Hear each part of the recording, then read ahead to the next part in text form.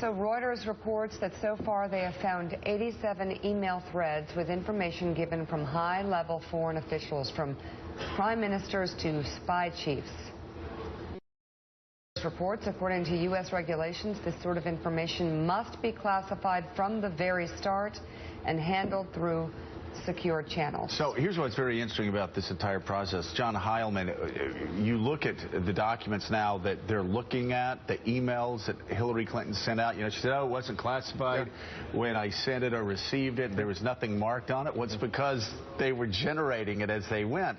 But what happens in this process is they will go back to the date that it needed to be classified by, right? And so Hillary Clinton's always said, well, they weren't classified at the time.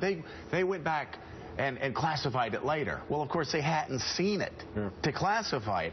So if you go back and look at the dates on a lot of these documents, they go back to the original date, the second it was sent. It was deemed classified. This entire argument about wasn't classified when I sent it or received it is just absolute nonsense. Well, to me, the most striking thing, and I read the story that first made this point, and it took me a little while to understand what was being said, because it's kind of complicated, at least for me. Well, what the Clintons are suggesting is this wasn't. I know, but for people that don't understand at home, what it means is the Clintons are suggesting, well, at the time I sent it, it wasn't important. It wasn't classified. No, the agencies are saying, well, no, actually, it was important from the second you sent it. If things had changed to make it more important later, they would have marked the date when it became vital.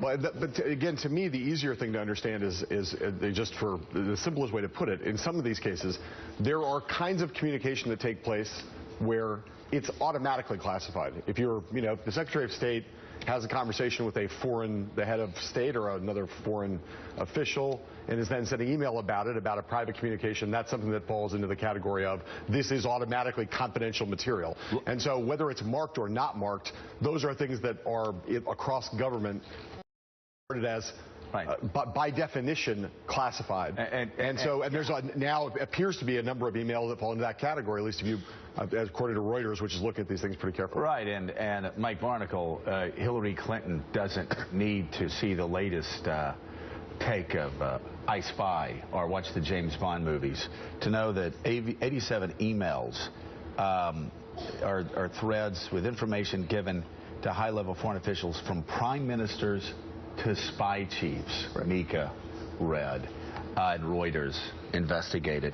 You don't really need to know a whole hell of a lot. You don't have to go to the Spy Museum to even pick this up.